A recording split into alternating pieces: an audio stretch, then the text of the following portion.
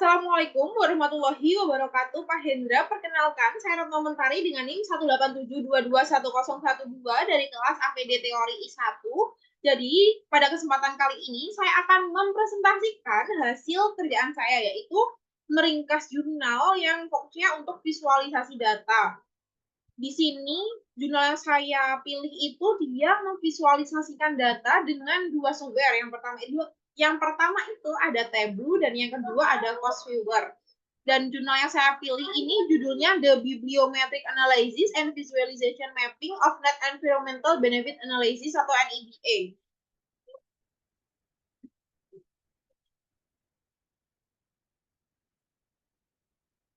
Untuk pada kesempatan kali ini saya akan membahas tentang 5. Jadi yang saya ringkas itu ada introduction atau pendahuluan, terus ada literatur review, dan bab ketiga itu membahas tentang materials and methods, terus ada finding and result, dan yang terakhir ada conclusion atau kesimpulan.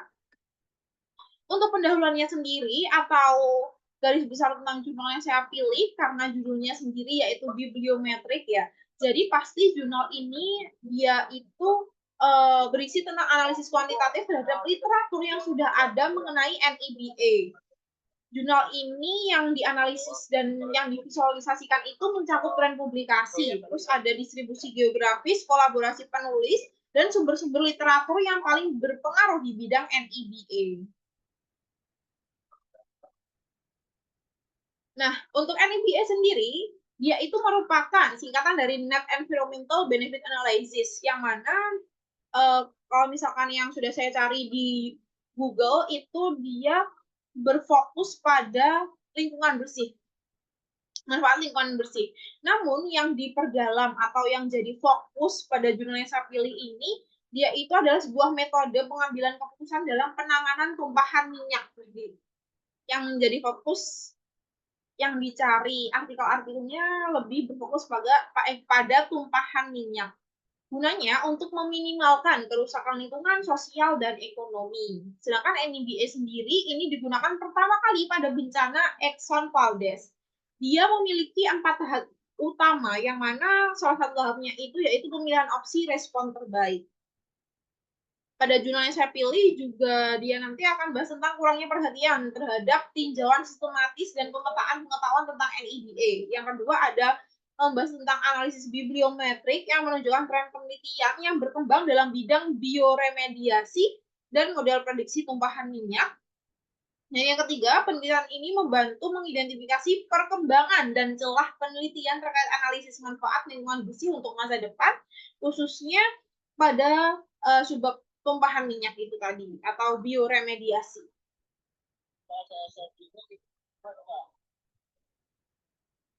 Oke, untuk materials atau data atau bahan yang jurnal ini ambil itu diperoleh dari database Dimension.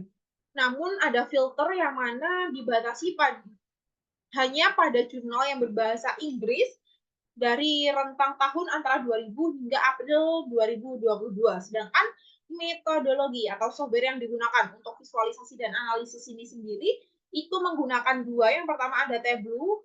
Tableau ini digunakan untuk menganalisis statistik data bibliometrics guna menentukan artikel yang paling banyak dikutip dan negara-negara terkemuka berdasarkan faktor dampak.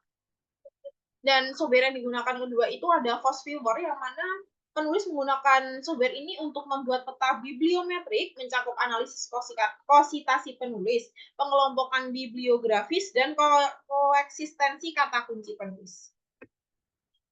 Oke, di sini ada langkah penelitiannya yang telah penulis lakukan. Yang pertama ada data collection sama data retrieval proses. Jadi dibagi menjadi dua. Yang mana pada data collection ini sendiri pastinya ada identifikasi research question, dan kata kunci. Jadi mengidentifikasi research question apa yang sesuai dan kata kunci apa yang sesuai. Lalu ketika sudah ditemukan, dia akan masuk ke database dan memilih software yang cocok, yang mana softwarenya di sini Cost Viewer, dan database yang dijadikan acuan atau sumber itu adalah database Dimension. Setelah itu, dia akan menginisialisasikan research criteria adjustment. Jadi menentukan seperti mau menggabungkan topik-topik apa, seperti itu. Terus selanjutnya ada proses untuk koleksi data atau mengumpulkan data dari kata kunci yang telah ditentukan tadi, yang sudah dimasukkan ke dalam software itu tadi. Lalu, setelah itu akan masuk ke tahap retrieval data. Yang mana dia nanti akan di-apply the exclusion criteria, lalu selanjutnya dia akan di-codify the process data, lalu dia akan dianalisis, diproses for meaningful bibliometric result. Jadi untuk memunculkan bibliometriknya. Lalu dia akan dilanjutkan ke proses descriptive analysis. Selanjutnya ada bibliometric analysis-nya. Ini dia akan memunculkan co-citation dan bibliocoupling ya. Terus selanjutnya untuk result extraction prosesnya dia nanti akan salah satunya divisualisasikan menggunakan Cost Viewer dan Tableau itu sendiri. Lalu pada hasil akhirnya akan dianalisis dan diinterpretasikan untuk ditarik sebuah kesimpulan seperti itu. Oke, selanjutnya ini adalah hasil dari pencarian dan hasil resultnya, hasil visualisasinya. Pada 3 visualisasi ini, penulis menggunakan software Tableau semua ya untuk membantu visualisasinya. Yang pertama ini adalah menampilkan 10 penulis yang paling banyak berdasarkan jumlah dokumen yang diterbitkan. Jadi seperti yang dapat kita lihat pada visualisasi diagram batang ini, penulis yang paling banyak menerbitkan terkait dengan topik NIBA ini yaitu Faisal Khan. Dia menerbitkan 12 dokumen, lalu diikuti oleh Otwilly Brooke yang mana dia menerbitkan 10 dokumen dan diikuti oleh penulis-penulis yang lain.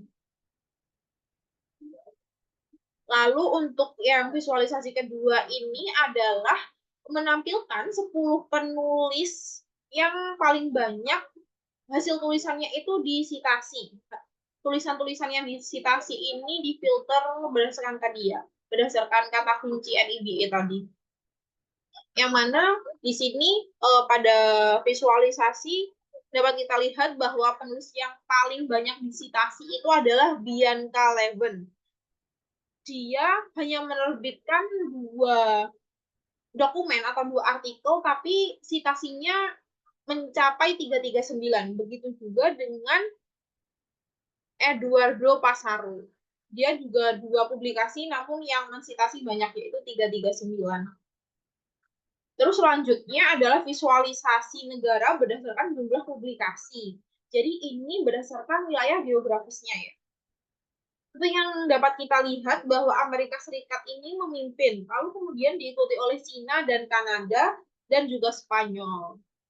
Apabila dilihat dari peta dunia ini, atau peta yang ditampilkan, secara global, penelitian ini paling pesat itu berkembang di Amerika Utara dan Amerika Selatan. Namun sangat disayangkan bahwa di beberapa wilayah seperti Afrika Selatan dan negara Timur Tengah itu belum terlibat aktif sama sekali. Jadi tidak ada penulis yang menerbitkan penelitian dengan topik NIBA ini. Terus kemudian ini ada visualisasi terkait distribusi publikasi per tahun. Ini penulis juga masih menggunakan Tableau ya untuk visualisasinya. Yang mana visualisasi ini menunjukkan tren jumlah publikasi dari tahun 2000 hingga 2022. Dapat kita lihat yang paling tinggi publikasi itu ada di tahun 2017 dengan jumlah publikasi adalah 23. Dari angka-angka yang tertera di layar ini kan masih sangat sedikit ya publikasi terkait topik NIBA ini sendiri. Namun pada 10 dekade terakhir atau 10 tahun terakhir itu dari 2014 sampai 2022 itu terjadi peningkatan. Ya walaupun grafiknya masih naik turun, tapi dibandingkan dengan tahun-tahun sebelumnya itu banyak penulis-penulis yang menerbitkan tentang NIBA. Jadi ada peningkatan grafik. Selanjutnya ada visualisasi co-citation network map of cited reference.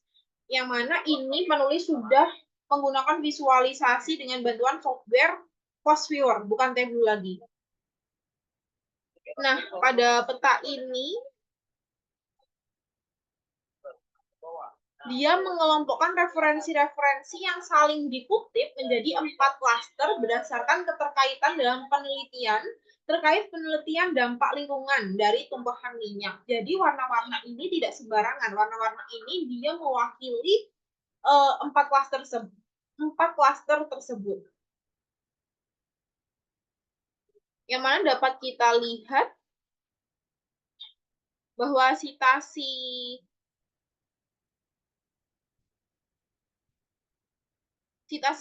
ini dia kan paling banyaknya yang paling sering muncul itu dari tahun 2010 ke atasan. Jadi sesuai gitu antara visualisasi yang sebelah kanan dan visualisasi dengan menggunakan Post Viewer. Lalu selanjutnya ada visualisasi co-citation network map of cited source title. Kalau misalkan yang tadi itu berdasarkan referensi, kalau yang ini berdasarkan judul yang paling sering dipakai atau sumber yang dikutip. Yang dimunculkan ini setidaknya sumber-sumber ini telah dikutip sebanyak kemunculan kutipan itu minimal 10 kali dan dia masih sama dikelompokkan menjadi 4 cluster. Dan yang dapat kita lihat bahwa yang paling menonjol itu ada Marine Pollution Bulletin dan ada International Oil Spill Conference.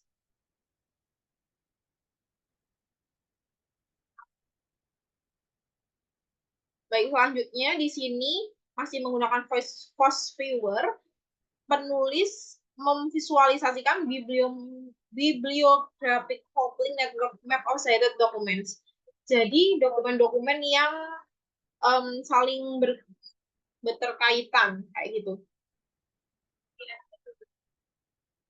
Jadi artikel-artikel yang mengutip sumber yang sama. Seperti yang dapat kita lihat bahwa banyak artikel yang mengutip dalam satu sumber yang sama. Seperti Bejarno 2014, terus ada Efronson 2004, dan ada banyak yang lainnya.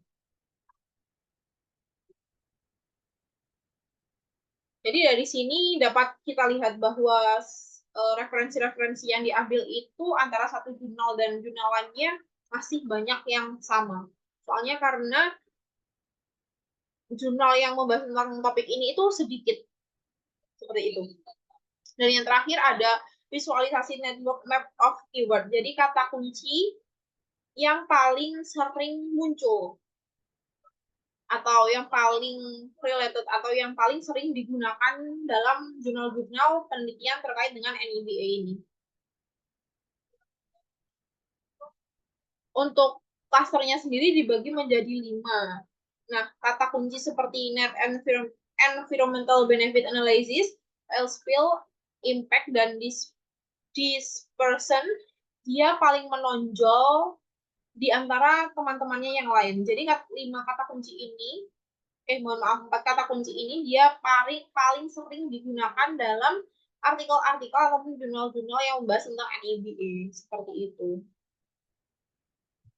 Baik, masuk ke kesimpulan seperti yang telah saya jelaskan tadi terkait dengan visualisasi hasil ataupun pencarian yang telah dianalisis oleh penulis, maka hasilnya ini menunjukkan bahwa penelitian di bidang NIBA masih didominasi oleh beberapa negara saja. Seperti tadi kan masih didominasi oleh negara Amerika, tapi di negara Afrika dan Timur Tengah itu sama sekali tidak ada.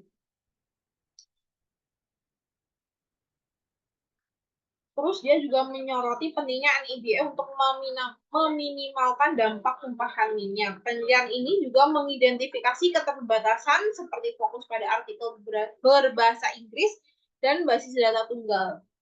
Jadi penelitian ini masih terbatas karena kan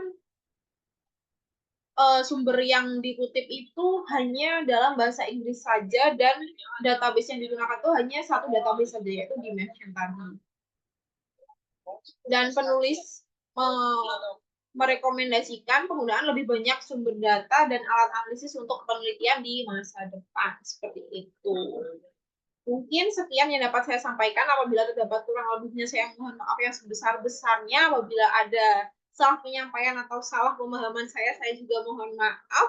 Pak Hendra, sekali lagi terima kasih atas waktu yang disempatkan untuk melihat video presentasi saya. Saya akhiri. Wassalamualaikum warahmatullahi wabarakatuh.